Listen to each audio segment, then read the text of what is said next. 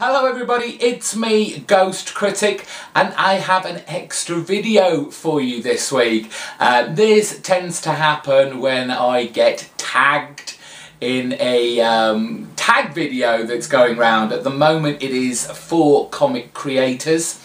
I believe the initial question when it first started was name 4 comic book creators that got you into comics and show 4 examples. As it happens when these tag videos go round, they kind of evolve into different kind of monsters, so to speak. And I have noticed while I've been watching a lot of people's videos that their choices have become very sophisticated, I have to say. And if this was a video that was choose 4 comic book creators that matured my reading comic books, you would definitely see the likes of Alan Moore and his Saga of the Swamp Thing. You'd see Jamie Delano and his original run on Hellblazer. You'd definitely see Neil Gaiman on The Sandman, and also Grant Morrison on his run on The Invisibles. But that is not how I interpreted this question, and I am certainly going to dumb things down here. And it does get real dumbed down, because when you first get into comics, you don't know the history of it, you don't know, you know, people's impressions of certain comic book creators. Some of the people that I have picked as the 4 comic book creators that got me into comics are, these days, they are laughed at, they are ridiculed. But at the time when I was collecting comics, they were fantastic. They were what comics were about to me. They were fun, outlandish, they were kind of true comics that took me out of my awful, down life, and it just took me into an alien universe that just excited me and brightened my evenings or my days. So without further ado, and this first one, because I have done, I mean, we did this back in, I think it was 2011, there was a kind of tag video that went round about our comic book history, and I'm going to put a link to mine in the description so you can get a fuller idea of how my comic book history and where I was at that time and how I got to that point. So if you want to watch that, it has me whittering on for 20 minutes, and if you haven't seen that as yet, then please go and click on the link and watch that. That showed a side of my comic book history that, because living in the UK is very different to those of the Americans, which is what I said in the last video. And if I was going to actually tell you the kind of comic books that got me into reading back then, I would have to base it on what was available in the UK. And there was stuff in the UK that you couldn't get over in America. But I firmly put this video in American comics. However, my first choice I had to read, to begin with, in the Marvel UK versions, which were a larger kind of magazine print, which kind of told the stories. They were reprints of American comics, and I didn't find this out till much later on. They used to cut panels out, and we used to get half the story that Americans would get in one issue, and it would come out on a weekly basis. So the very first comic that got me into American comics was Jim Shooter's Secret Wars. I absolutely lapped this up as a young child.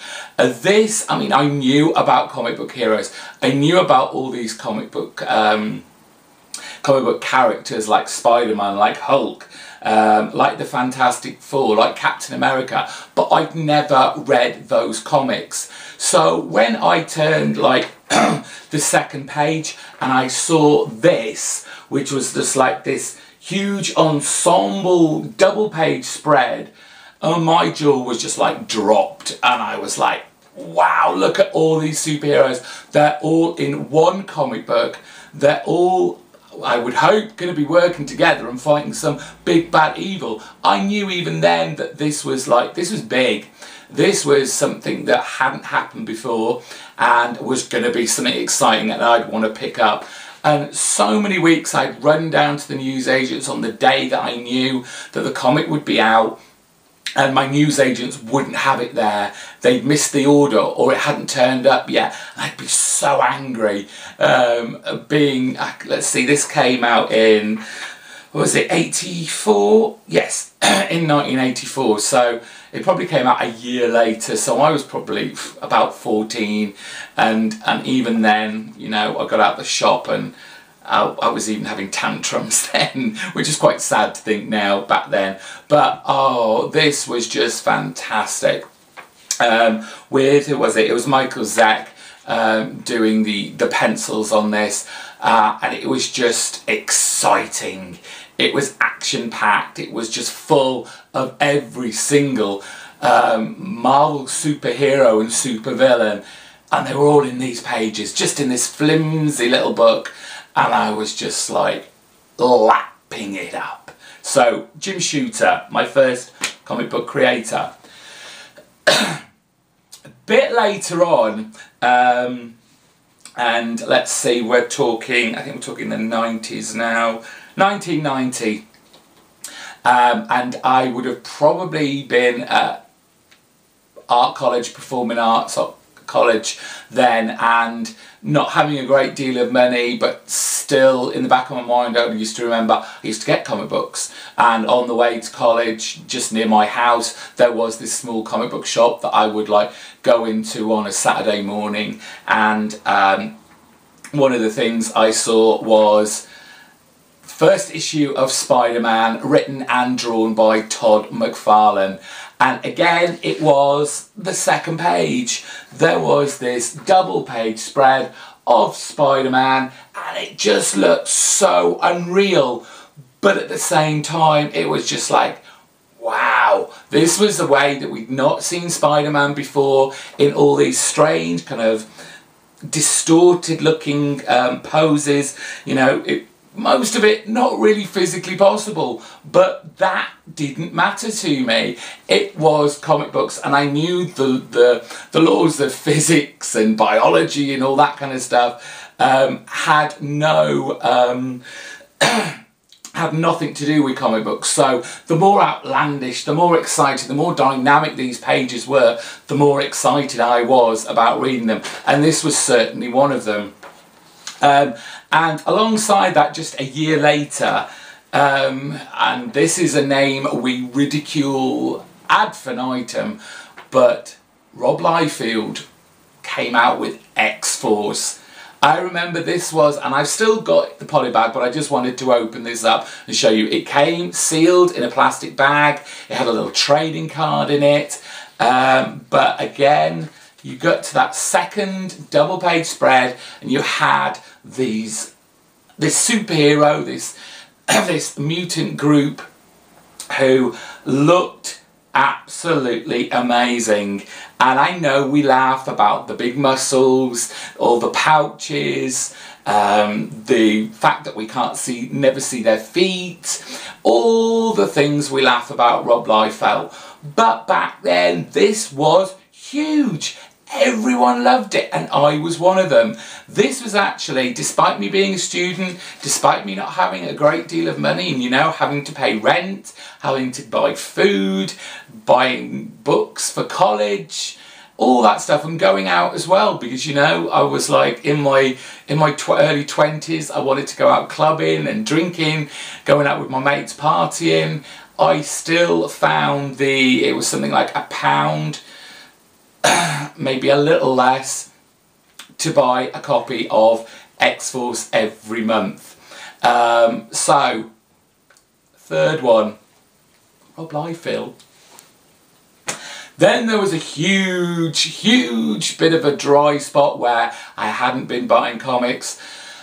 I moved to where I'm now living, and there was a comic book store, and at that time it was one of those places I was kind of a bit wary to go into. It was the typical, stereotypical kind of idea that people had about comic book stores, where you go in there and if you weren't a local, you would be stared at.